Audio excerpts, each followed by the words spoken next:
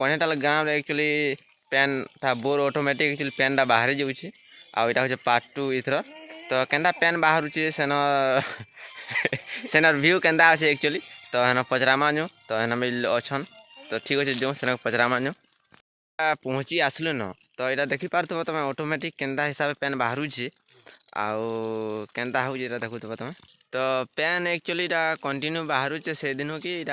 फिर बंद बुना होता एक्चुअली जेन दिन कुड़ालु से दिन इरा बाहर दिन कंटिन्यू हेन्ता